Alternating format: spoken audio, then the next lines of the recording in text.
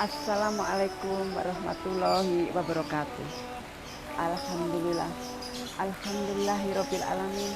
Asyhadu alla ilaha illallah wa asyhadu anna muhammadar rasulullah. Assalatu wassalamu ala asrofil anbiya'i wal mursalin wa ala alihi washabihi ajmain. Amma ba'du. Pemirsa yang dimuliakan Allah, kali ini saya akan mengambil materi tentang meraih takwa dengan puasa Ramadan.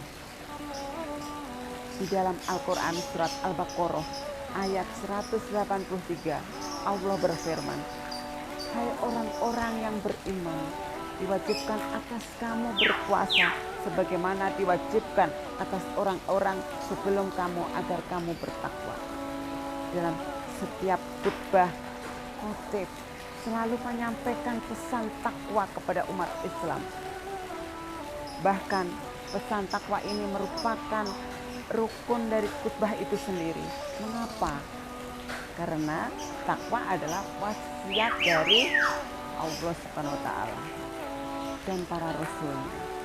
Allah Subhanahu wa taala berfirman, "Hai orang-orang yang beriman, bertakwalah kepada Allah dengan sebenar-benar takwa kepadanya, dan janganlah sekali-kali kamu mati melainkan dalam keadaan beragama Islam." Al-Quran surat Al-Imran ayat 102. Pemirsa yang dirahmati Allah, dalam sebuah hadis Rasulullah SAW bersabda, "Bertakwalah kalian kepada Allah dimanapun kamu berada, dan ikutilah kejelekan dan kebaikan. Niscaya kebaikan itu akan menghapus kejelekan, dan perlakukanlah manusia itu dengan akhlak yang terpuji." Hadis riwayat Tirmidzi. Takwa menjadi wasiat abadi karena mengandung kebaikan dan manfaat yang sangat besar bagi terwujudnya kebahagiaan hidup ini di dunia dan di akhirat. Takwa merupakan kumpulan dari semua kebaikan dan mencegah segala kejahatan. Dengan takwa, seorang mukmin akan mendapatkan dukungan dan pertolongan dari Allah Subhanahu wa taala. Sesungguhnya Allah beserta orang-orang yang bertakwa dan orang-orang yang berbuat kebaikan. Al-Quran surat An-Nahl ayat 128. Pemirsa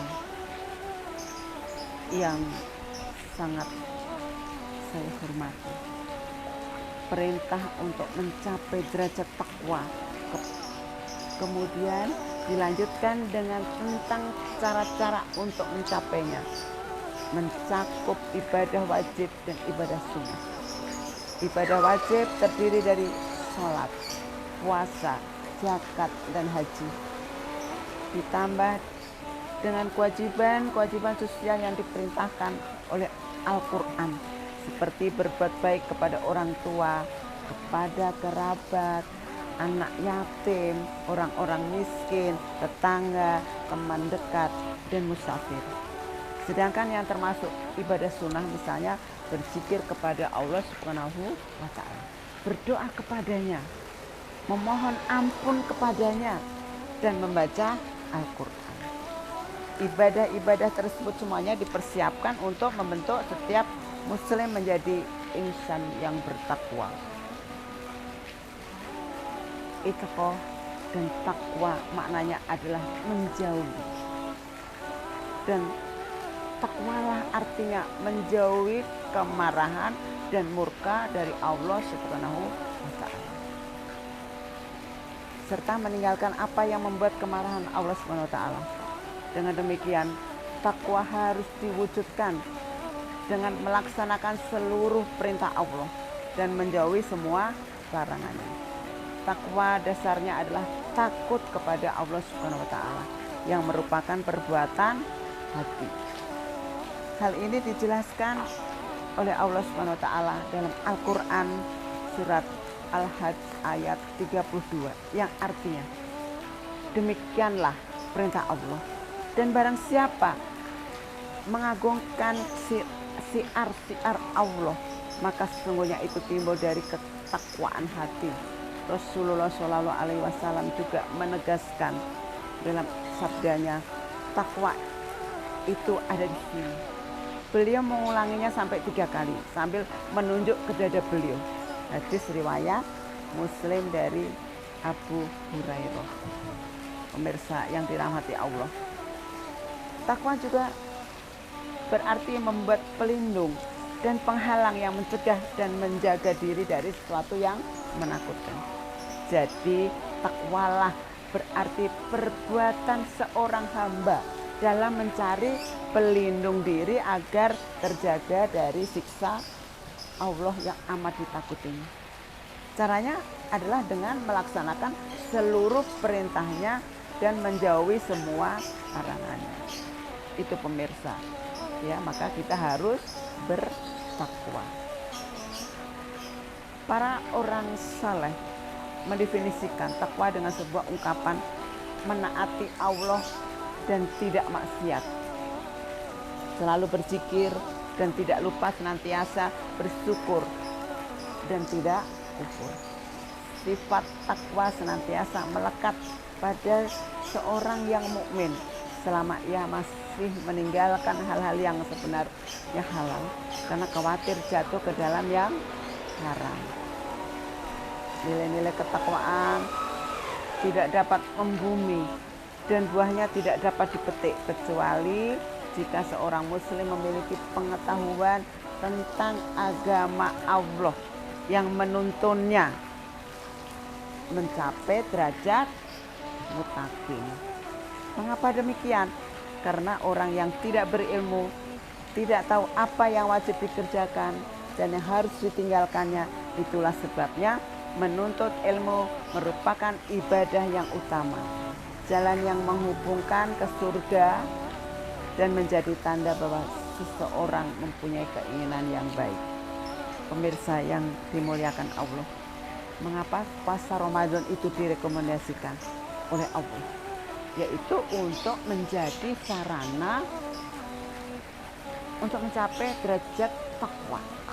Karena di dalam bulan Ramadan terkumpul hampir semua aktivitas peribadatan seperti puasa, ada sholat raweh, sholat witir, tilawatil Quran, kajian keislaman, zakat, infak, sedekah, dan itikaf.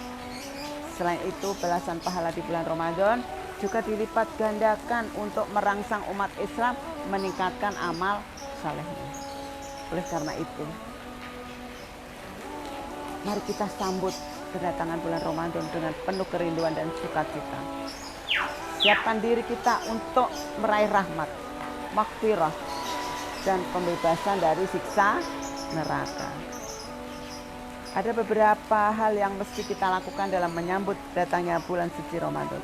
Yang pertama, memperkuat kerinduan dan kecintaan kepada bulan suci Ramadan dan rasa harap untuk mendapatkan kenikmatan keutamaannya. Hal ini antara lain dapat diekspresikan dengan doa yang dicontohkan oleh Rasulullah Shallallahu Alaihi Wasallam jika sudah memasuki bulan Rajab. Ya Allah, berkahilah kami di bulan Rajab dan Sya'ban, dan sampaikanlah kami pada bulan Ramadan Hadis riwayat At-Tirmidzi dan Ad-Dari. Pemirsa yang dirahmati Allah, kerinduan akan datangnya bulan Ramadan inilah yang juga dirasakan oleh para orang saleh, karena begitu banyak kebaikan yang diberikan Allah Subhanahu wa taala di bulan Ramadan. Seperti dibukanya pintu surga, ditutupnya pintu neraka, dibelenggunya setan sehingga tidak dapat leluasa mengganggu manusia. Dan puncaknya adalah diturunkannya Al-Quran sebagai pedoman bagi manusia. Pada malam diturunkannya Al-Quran, Allah Subhanahu wa taala menjadikan lebih baik dari 1000 bulan. Ya. Kemudian saya lanjutkan lagi para pemirsa. Yang kedua, yaitu mempersiapkan diri, baik persiapan hati, persiapan akal, persiapan fisik. Persiapan hati dengan membuang penyakit-penyakit hati. Karena penyakit hati bisa menjadi penyakit yang bersifat jasmani. Mengokohkan niat dan membulatkan tekad untuk mengoptimalkan Ramadan dengan sebaik-baiknya. Persiapan akal dilakukan dengan mendalami ilmu yang berkaitan dengan ibadah Ramadan, sehingga pelaksanaannya ibadah Ramadan dapat mencapai hasil yang terbaik. Persiapan fisik ditempuh dengan menjaga kesehatan, kebersihan rumah, kebersihan lingkungan, serta menyiapkan harta yang halal untuk bekal ibadah Ramadan. Kemudian yang ketiga yaitu merencanakan peningkatan prestasi ibadah pada bulan Ramadan dibandingkan dengan Ramadan tahun sebelumnya. Misalkan peningkatan dalam kualitas dan kuantitas tilawah, peningkatan hafalan, pemahaman dan pengamalan Al-Quran, juga peningkatan mutabaah harian. Semua itu perencanaan untuk mengurangi pola hidup yang konsumtif. Pemirsa yang dirahmati Allah, indikasi tercapainya ketakwaan kepada buah tarbiyah Ramadan dapat dilihat dari perilaku kita pada Ramadan.